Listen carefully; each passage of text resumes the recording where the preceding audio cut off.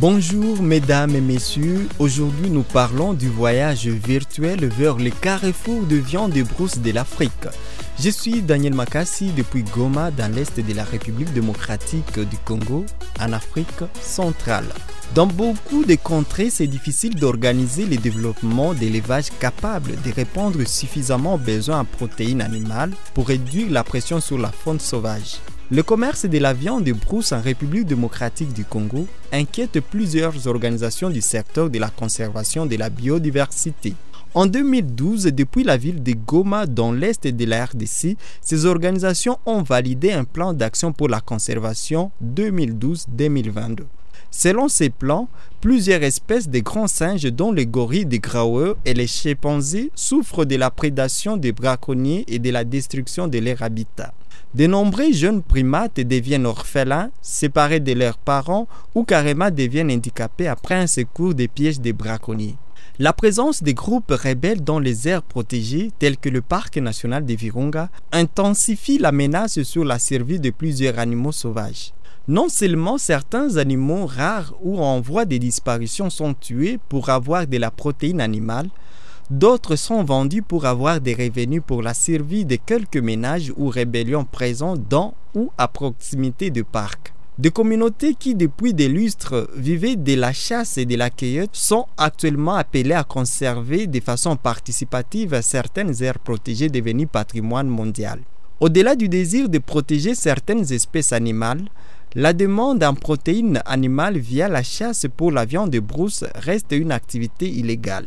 Selon Jane Goodall, la chasse commerciale et la vente d'animaux sauvages pour la consommation constituent les principaux éléments de commerce de la viande de brousse. Cette pratique est très différente de la chasse de subsistance qui consiste à tuer des animaux pour nourrir une famille ou un village. Lorsque l'argent est en jeu, tout est permis. Les femelles sont même tuées avec leurs petits, ce qui revient à tuer la poule aux œufs d'or. Il s'agit d'un commerce non durable.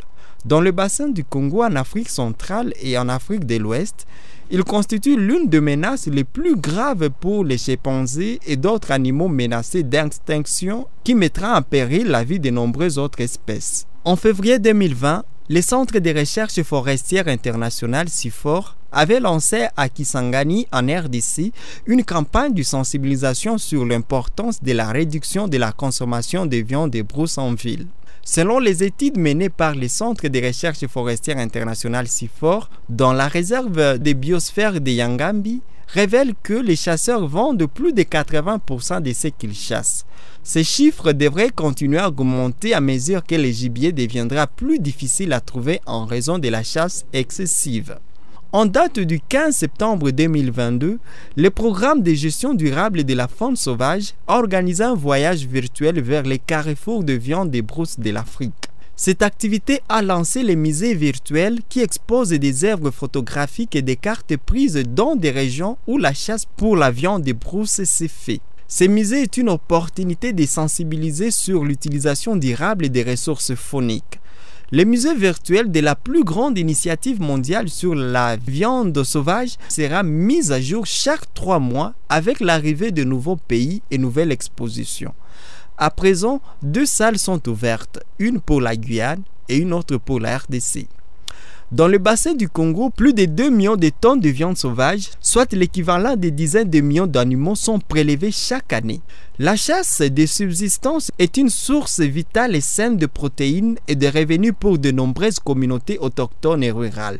Cependant, à mesure que les populations humaines augmentent, de nouveau des chasses non durables déciment les populations d'animaux sauvages dans de nombreuses régions, en particulier lorsque la viande sauvage est chassée à des fins commerciales afin d'être vendue dans des villes où elle atteint des prix élevés.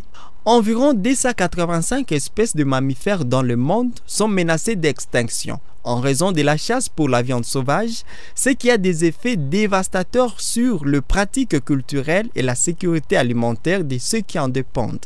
Comme nous l'avons constaté au niveau international ces dernières années, le commerce non réglementé des espèces sauvages peut également présenter des risques importants pour l'émergence des zoonoses telles que la COVID-19 et la variole de singe. Le programme de gestion durable de la faune sauvage de l'anglais Sustainable Wildlife Management SWM Programme travaille dans 13 pays du continent africain et au-delà afin de développer des solutions holistiques et à plusieurs échelles au problème de la surexploitation de la faune sauvage. Il s'agit notamment de travailler sur les réformes juridiques et institutionnelles, la gestion de la faune sauvage, l'offre de production de protéines alternatives, la réduction de la demande des viandes sauvages par des campagnes de changement de comportement, la réduction des conflits entre l'homme et la faune sauvage et la surveillance des risques sanitaires. Nous devons gérer l'utilisation des espèces sauvages comme source d'alimentation en examinant toute la gamme d'options possibles, de la conservation pure à la domestication en passant par l'utilisation durable. Nous ne pouvons pas simplement dire aux personnes qui dépendent de la viande sauvage comme principale source de protéines d'arrêter de manger de la viande sans leur proposer des alternatives abordables et saines, a déclaré Robert Nassi, directeur général du Centre pour la recherche forestière internationale CIFOR, le 15 septembre dernier, à l'occasion du lancement de l'exposition multimédia en 3D des Sustainable Wildlife Management SWM Programme, qui faisait partie de la conférence numérique Global Landscape Forum GLF Afrique 2022.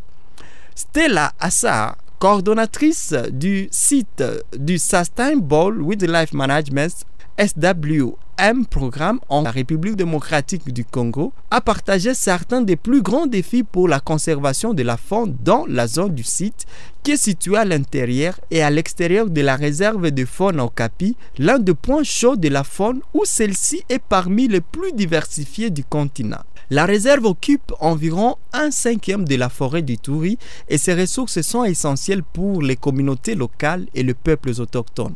Les riches ressources naturelles de ces sites, y compris les ressources souterraines, constituent un grand défi pour nous car elles attirent beaucoup de monde, a déclaré Assar.